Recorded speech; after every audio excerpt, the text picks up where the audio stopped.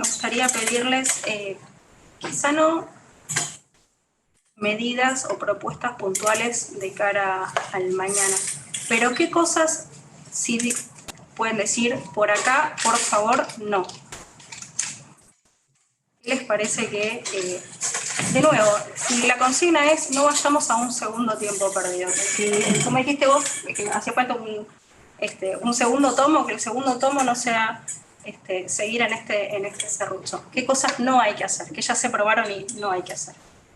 Yo soy de esos que piensan que tal vez los consensos negativos puedan alcanzarse más fácil que los positivos. O sea, digo, habría que ponerse de acuerdo en qué no se puede hacer, o sea, en dónde atarnos las manos. Ahora, de vuelta, es un poco lo que dice Hernán. Es macro, pero también es dirigencial. O sea, lo que digo es que si el otro no juega lo que vos jugás, el cortoplacismo es la mejor manera de ganar las elecciones. Porque suponete que ahora Alberto Fernández dice, ok, no voy a usar el truco del tipo de cambio para ganar las elecciones. No voy a usar el truco del dólar barato para ganar las elecciones. Si el otro lo usa, perdiste. Digamos, no voy a usar el truco de la deuda para no hacer un ajuste. Si el otro lo usa, perdiste. Entonces, salvo que alguien piense que esto se arregla en 6 meses, y entonces va a venir un gobierno, lo va a arreglar en 6 meses y eso nos va a sacar de este pozo.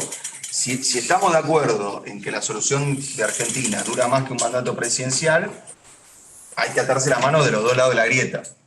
Un pacto, una Moncloa. No, una Moncloa negativa. La Moncloa tiene un montón de cosas para hacer. Yo tengo 3 cosas, digamos. No tomemos deuda para tapar quilombos, no pongamos cepos para tapar quilombos. Eso ya deja fuera a todos los equipos económicos en los últimos 20 años. Y no regalemos dólares. Eso deja fuera casi toda la historia, ¿no? Digamos, salvo un par de periodos de tipo de cambio alto, casi toda la historia. Ahora, de vuelta, no me gusta pecar de ingenuo. Cuando vos decís, ok, vamos con eso, listo, el que gana las elecciones es el que sube la productividad. Disculpen esta cuestión economicista, tiene razón Daniel, somos unos animales, pero el que gana las elecciones es el que sube la productividad. Y necesariamente la sube la productividad no es una cosa que pase de la noche a la mañana. Con lo cual, el primero que le toque gobernar ese consenso negativo de manos atadas, va a perder. Va a perder. Y por eso, hace años que buscamos a un patriota que haga eso.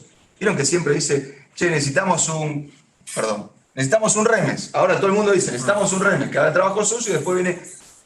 Digamos, no es el punto, porque voy al revés. ¿Quién quiere ser ministro para ser remes? ¿Te das cuenta? Digamos, no, por eso, te das cuenta el punto. O sea, estamos buscando un tipo que se la ponga de frente para que después venga un montón de gente a gobernar el rebote y la choque en 8 o a cambiar estructuralmente la Argentina y salgamos al frente. Entonces me parece que ese consenso negativo necesariamente requiere un acuerdo institucional distinto al que tenemos. Hernán. Yo creo que la figura Remes Lavagna es Álvarez Agil Lacunza. En clave farsa. Quiero, así como la dificultad para hacer consensos en tiempos de paz, también quiero destacar la fortaleza de consensos que emergen en tiempos de guerra. Políticos y económicos. De acuerdo, para citar un ejemplo no endogámico, la crisis militar del 87 fue, que Alfonsín con Cafiero al lado. ¿87? La plaza. Estaba por nacer, así que no hace falta que nos humille con la edad. Pero quiero decir, ahí no hay partido. Y hubo un consenso medio inadvertido. En el libro no está bien apreciado. En la transición esa que me preguntabas antes de agosto, diciembre del 2019, Manuel fue el protagonista. En ese orden de cosas que dije, de lo peor a lo mejor, la verdad que los dos queríamos ganar las elecciones, los dos partidos. La verdad que hablamos, dije, mira, que gane, que tenga que ganar. Hay 2 cosas que no pueden estar en riesgo, que son los depósitos y las reservas.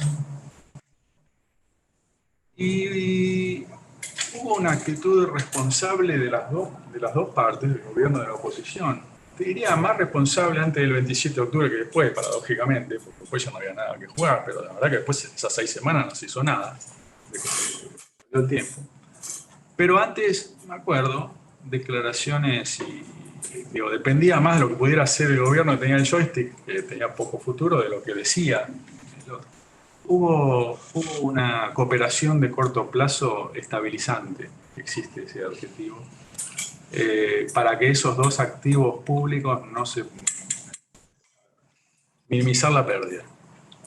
Yo tengo ahí una visión que pusimos un poco en el libro de que, por ejemplo, el gobierno que venía había avisado que iba a poner retenciones y el gobierno que se iba, digamos, cobró casi un punto del PIB de retenciones que el año siguiente no estuvieron. O el acuerdo con el fondo. O sea, yo tengo la imagen, es cierto que hubo una cooperación, pero uno tiene la imagen de cómo fue en Brasil. Digo, Cardoso cede y hay un pacto con Lula y hay una transición ordenada. El Fondo Monetario financia esa transición y esa transición de alguna forma te evitó un descalabro después. Digo, eso acá no ocurrió, o sea, no hubo. Pero de nuevo, no es una cuestión técnica, es una cuestión política. O sea, yo estoy hablando de Lula y Cardoso, no estoy hablando de los ministros de Economía de uno y otro. Pero no es comparable, no estoy diciendo eso. No, la transición Lula-Cardoso, Cardoso-Lula fue institucionalmente ejemplar y la nuestra no. Lo que estoy diciendo es que hubo un mini consenso, si quiere, de corto plazo, de 2 meses, es decir, nada, una situación más crítica también que la de Cardoso Lula, o sea, con objetivos más modestos, pero hubo un diálogo subterráneo, como debe ser, pero públicamente hubo una cooperación del gobierno saliente y del entrante. Pero yo puse un ejemplo bueno de consenso. Tu pregunta era... La pregunta era qué no había que hacer bueno, para no hablar de un segundo tiempo perdido. Yo pondría otros pilares a los que dijo Manuel. Digo, cosas que aprendimos. 3. Integrado al mundo, no es vivir con lo nuestro. No se puede gastar todo el tiempo más de lo que ingresa. Equilibrio fiscal, la maquinita de la felicidad no existe. Son cosas de página 1 del libro, que acá las rediscutimos cada 4 años o cada menos. Y eso, bueno, me parece que nos tiene empantanados, digo, esto de que la emisión no tiene inflación genera, encontramos una manita de felicidad, tiremos los libros porque resolvimos la escasez. Y es un poco, a mi juicio, creo que nos hace perder tiempo, perder energía. Daniel, acá apareció el rol cultural, digamos, de la demanda política de la sociedad, que precisamente un día pide una cosa y al otro día pide el corolario de todo lo contrario, como que no identifica correctamente causas y consecuencias, o precisamente no, es una sociedad que no resuelve o no incorpora restricciones ni presupuestarias ni políticas. ¿Te parece correcto echarle la culpa a la cultura o te parece que hay más por hacer?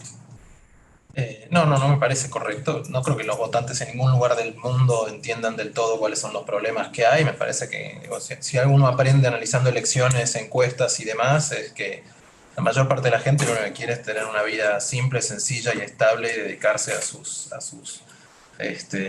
estar con sus amigos y con su familia y tener un trabajo que les dé. Lo que somos nosotros y los políticos los que piensan cosas mucho más graves. Pero lo que diría un poco también, y trayéndolo esto al libro, ¿no? Que creo que una de las cosas que para mí está bien del libro, es que las crisis no eran inexorables, ¿no? O sea, que hay un montón de problemas estructurales de Argentina que se han venido escribiendo hace décadas y que son todas ciertas y todas se dijeron acá, pero también hubo errores de diagnóstico que eran innecesarios. O sea, yo creo que, y lo vi de cerca, que los miembros del gobierno de Macri durante los primeros 2 años pensaron que porque ellos estaban ahí, la inversión iba a venir y la economía iba a crecer.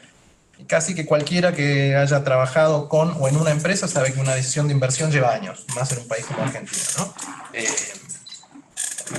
Por algún motivo en el kirchnerismo insisten en pensar que la emisión monetaria no genera inflación, a pesar de que pasa acá y pasa en todos lados.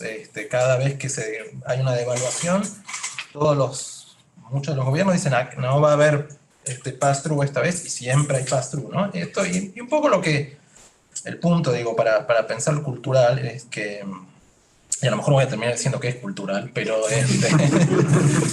pero no creo que sea cultural, pero sí creo que hay un problema constante de diagnóstico de mucha gente, de subestimar los problemas y de pensar que hay salidas rápidas que van más allá de justamente lo que está en las primeras páginas de los manuales de macroeconomía. Y eso es algo que no pasa tanto en otros países de América Latina. Es decir, si uno va y habla con los policy makers en la mayor parte de los países de América Latina, creen que si uno hace esto, pasa esto, y en Argentina creen que si pasa esto, por ahí no pasa esto y pasa esto, pero después pasa eso, y entonces sigue un poco atrapado.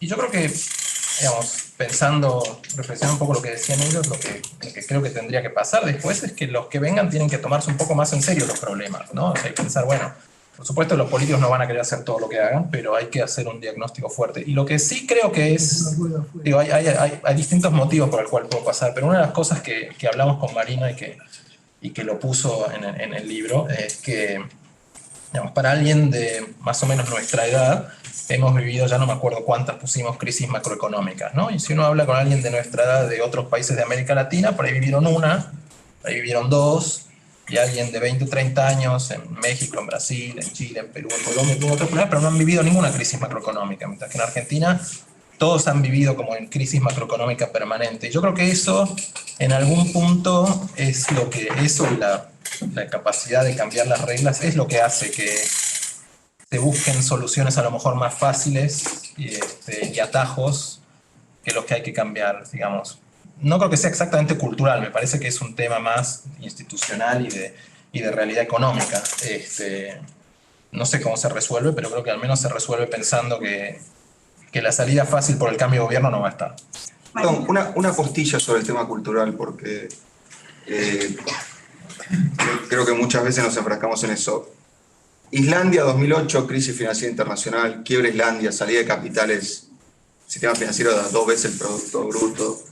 Islandia pone cepo, se arma un paralelo, creo que era 180 coronas el euro en el paralelo, 70 en el oficial.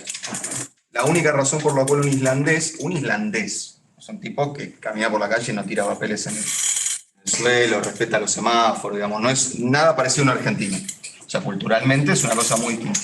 La única razón por la cual un islandés podría comprar euros era si tenía un pasaje a Europa. Entonces con sus coronas podía comprar euros al oficial. Lo que hacían los islandeses eran comprar low cost, le daban los euros, lo vendían en el paralelo y no se tomaban el vuelo a Europa.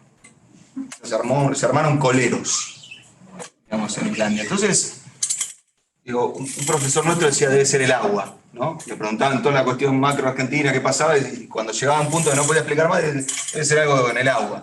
O sea, la explicación cultural es, Argentina tiene los líos que tiene porque está lleno de argentinos, y Islandia no lo tiene porque está lleno de islandeses. O sea, es tautológica, no es cultural. Es lo que decía Hernán, es el sistema. Si el esquema de incentivo que ponemos te hacen ganar más plata comprando dólares a 100, venderlos a 200, después puede haber un montón de barreras morales, éticas, pero si vos no las pasás, el de al lado las pasa. Digamos. Entonces, me parece que es una cuestión de sistema. Yo no creo que Argentina tenga nada culturalmente, no sé, los climas, no tiene nada. O sea, puede bajar la inflación igual que la bajó cualquier país en Latinoamérica. No decide hacerlo. Y ahí me parece que hay un punto que no es nada cultural. Es el sistema de incentivos económicos y políticos. El que la baja pierde. Yo creo que el problema es que el que la baja pierde. Ahora se enfrentan a una tesis muy fuerte, que es que con 50% de inflación nadie gana una elección. Así que algún incentivo quizá en los 50 aparezca para bajarlo. Está tardando en aparecer. No sé si leíste el libro de La todo. última vez apareció con 170 por mes. Quería dejarte la última pregunta para vos, Marina. Y en realidad los dos, pero es la misma que les hice a ellos. Ustedes terminaron el libro con el dólar a 180, estamos arriba de 2.15. De lo que pasó en este ratito, ¿hay algún no más para poner? Lo que pasó en este ratito es que el dólar subió ahora. los 180 hasta los 200. Arranca por los sí, Marina, si no vamos rápido. Bien, bueno, a ver, ¿qué sí? Dale. No.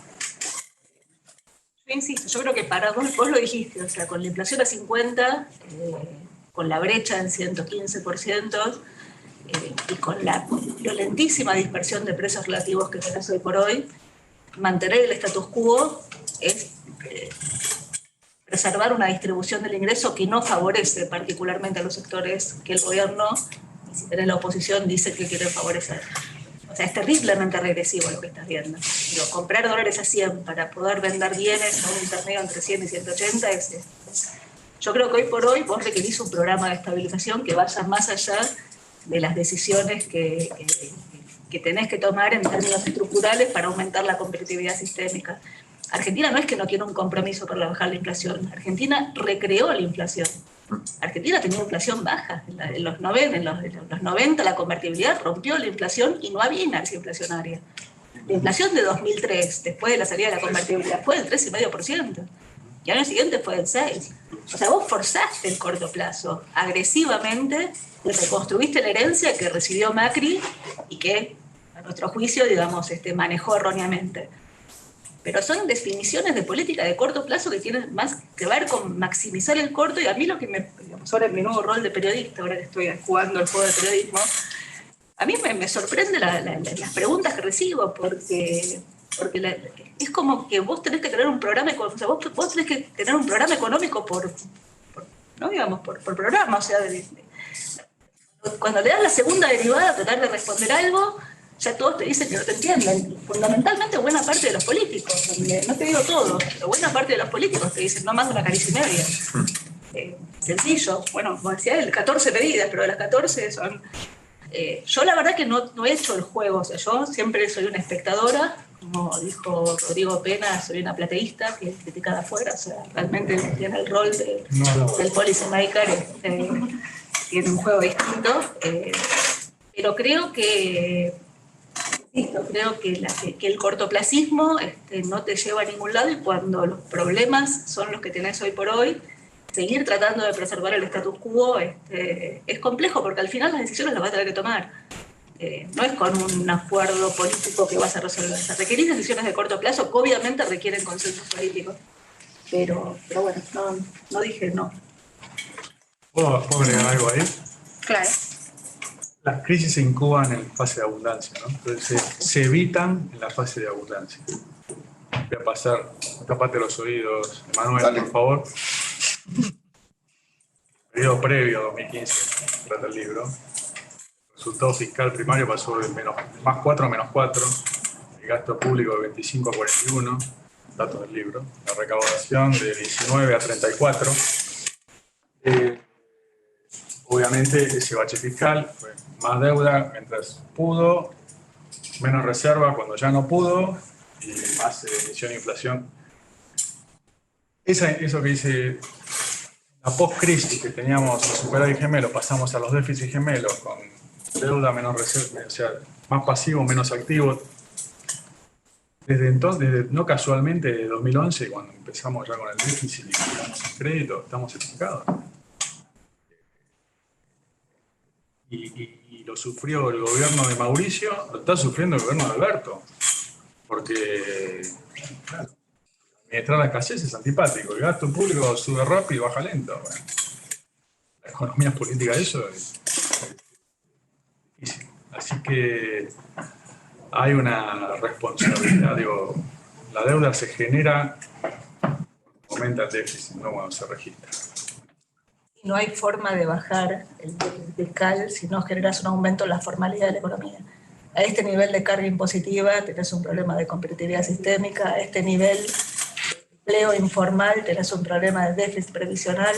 O sea, requerir reformas que van más allá de los títulos, digamos, que te generen, si querés, una mejora en la competitividad sistémica que evite que la única competitividad que tiene la economía sea el salario bajo que estás teniendo hoy por hoy. Hoy reventaste el salario, a diferencia de la agenda que tenías en 2015, donde tenías un salario alto con tarifas y atrasados. Hoy no tenés un salario alto, hoy tenés un salario que está licuado. O sea, el tipo de cambio oficial podemos discutir si está bien acá o 10 o 15% arriba, pero digo, está hecho el ajuste macroeconómico. El problema es que ese ajuste macroeconómico está hecho en un nivel de inestabilidad en la nominalidad de la economía que te va a llevar puestos. O sea, digo, es difícil que vos puedas crecer con estos niveles. Diría yo que es imposible, y la escasez de dólares no es algo inherente a la economía. La escasez de dólares es como la contracara. O sea, el mundo demanda lo que vos hacés, y vos tenés la tecnología para aumentar la oferta. Entonces, digo, mi sensación es que buena parte de los debates que estamos dando, digamos, en la profesión, para mí atrasan años.